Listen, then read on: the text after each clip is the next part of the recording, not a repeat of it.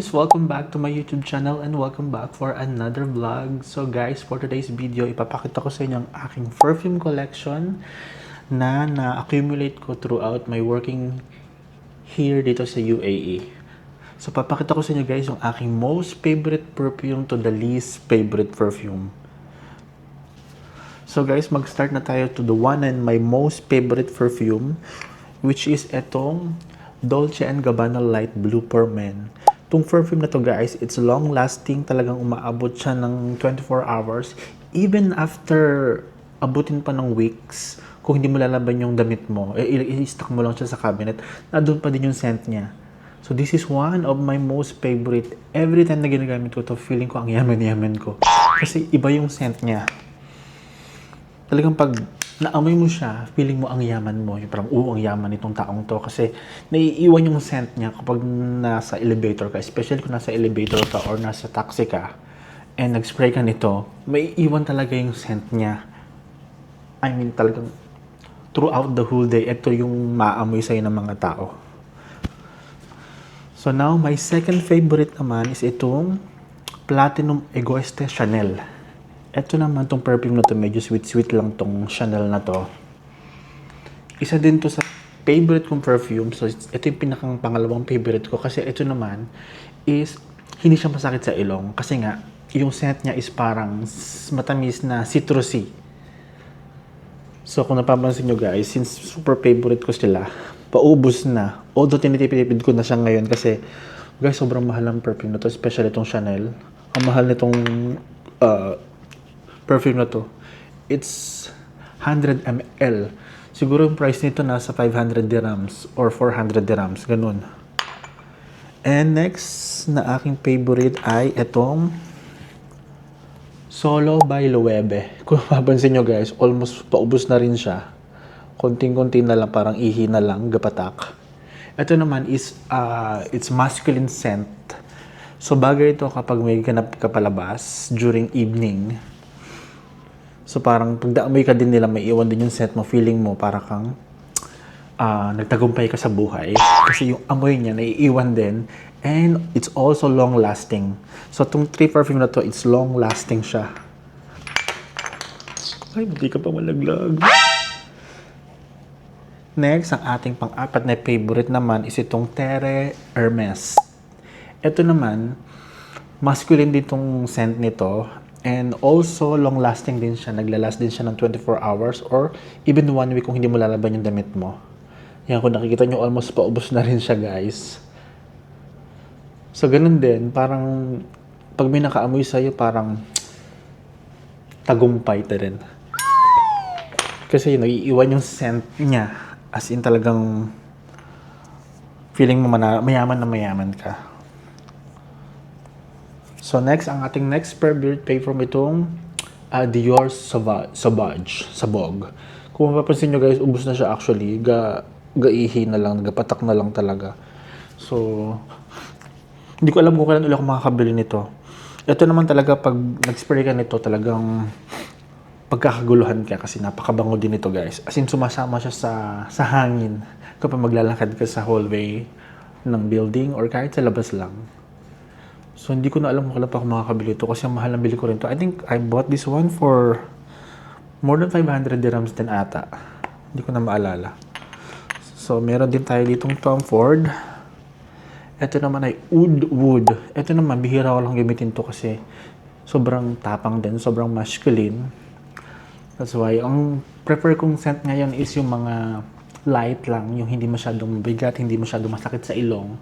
Ewan ko ba, since tumatanda-tanda na tayo, nagbabago na yung taste natin. Nung younger days ko, mas gusto ko yung mga matatapang, yung mga masculine scent. But, since tumatanda na nga tayo, ang prefer ko na lang scent ngayon is yung mga light na citrusy, na yung mga gusto kong scent ngayon. Kaya bihira ko na rin magamit to. Ang tagal na rin na sa akin itong perfume na to, itong Tom Ford na to. Ito din, hindi ko na rin nagagamit to. Itong Tom Ford Ombre Leather. So, ganun din yung reason kaya kung bakit hindi ko na siya... Actually, puno pa siya, oh. So, ang reason din kung bakit hindi ko na siya nagagamit is sobrang tapang niya and sakit na siya sa ilong. And especially kapag gutom ako, sumasakit ang ulo ko kaya hindi ko na siya masyadong ginagamit. So, alin pa ba? So, meron tayo ditong dalawang bagong perfume na hindi pa natin nagagamit. Ito ay isa sa aking mga obsession, itong bago kong perfume na itong Scandal by Jean Paul Gaultier.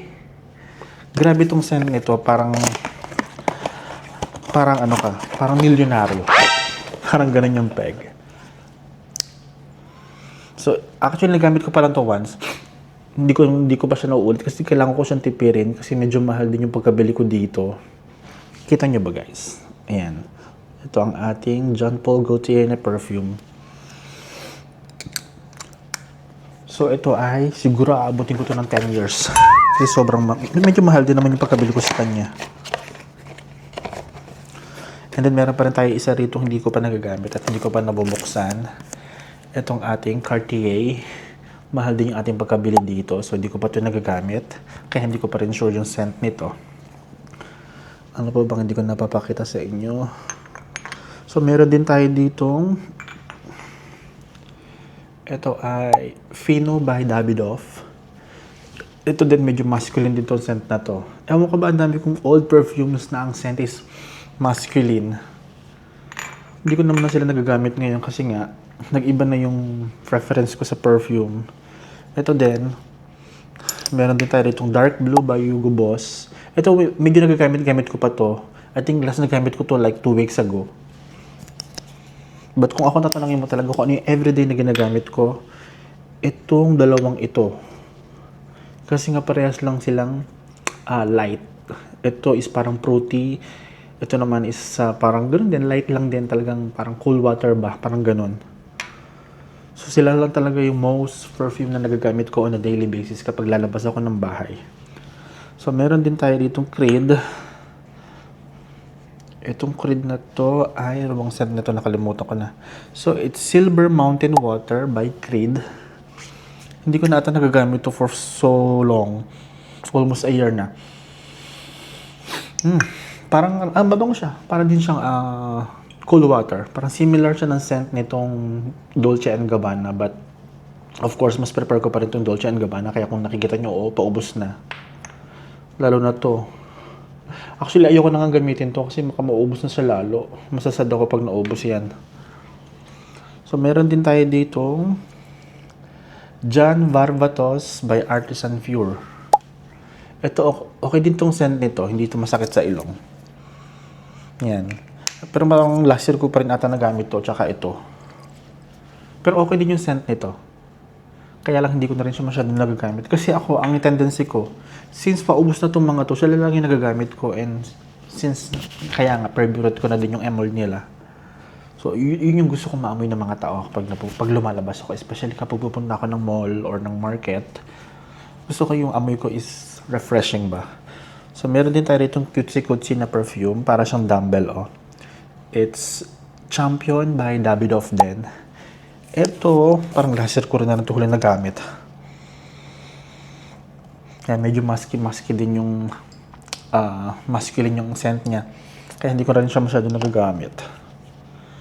Kasi nga nabago na yung preference natin sa amoy. So, meron tayo ritong ito naman, parang regalo lang to ng client ko before. It's Maison Francis Kurdian Paris by Oud. Ito hindi ko rin ito nagagamit. So, regalo to ng client ko before sa may previous job ko. Hindi ko rin siya magamit kasi nga medyo matapang. Niregalo to ng client ko na Arabic. Ito naman ay from Emir Wild Tobacco. Ito hindi ko rin ito ginagamit at all. Nawala na nga lang yung takip. Kasi nung lumipat kami ng bahay. Ito naman kasi kaya hindi ko ito ginagamit. Alam mo yung kapag nagpunta ka sa park, tapos maraming nagyoyosi. Ganun yung scent niya with tobacco. May sigarilyo, usok ng sigarilyo. And ito, awesome perfume na to is long lasting. Talagang i-stay yung amoy niya. Unang spray mo, masakit sa ilong. Well, masakit talaga sa ilong. Kasi nga parang Arabic perfume to. But, naglalight naman siya as day pass by kung hindi mo lalaban yung damit mo. Secret ko nga pala guys, para mag-last yung mga damit nyo, especially yung mga panglakad. Kung hindi naman kayo nadumihan, napawisan, Huwag nyo siyang laban ng laban. Iisampay nyo lang, ihang nyo lang. And then, ito pa isang perfume natin from Emir din. Ito naman ay Cedrat Essence. Ito naman is Jasmine. Actually, pang babae ito. Niregalo lang ito ng client ko before din. Pero sabi niya unisex daw. But yung scent niya is Jasmine. Kaya hindi ko siya magamit-gamit. So, meron din tayo with the same brand from Emir. Ito naman ay Super Crush. Ito naman ay orange. Bihira ko lang din ito magamit. Mabango siya. Baka magamit ko siya pag alis tayo ng bahay. And last but not the least, itong Haramain de Tour Rouge. Ito never ko pa rin ito nagamit at all. Kasi ang lakas, ang sakit sa ilong. Kaya hindi ko ito nagagamit. Kasi ewan ko ba, before talaga, gusto ko yung mga sobrang tapang na perfume. But ngayon, nung medyo bumata-bata na tayo ng light, mas prefer ko na lang talaga yung hindi masakit sa ulo na perfume. So most of them talaga ay hindi ko pa nagamit. Nawala lang yung box nila and yung cup nung naglipat kami ng bahay from Dubai to Ajman. Actually, marami pang gamit ang nawala sa akin. Mga perfume. But yeah, ito ang aking perfume collection throughout the year, guys, ng pag-work ko dito sa UAE. So, and ganun po yung ating vlog and I hope nag-enjoy kayo. And if you did, please don't forget to give a thumbs up on this video, guys. And mag-comment na din po kayo and i-share nyo rin tong ating video. And please, mag-subscribe na rin po kayo, guys, kasi marami ako nakikita nanonood ng aking vlogs but hindi ko sila subscribers. So, please mag-subscribe kayo, guys. See you on my next vlog. Bye-bye!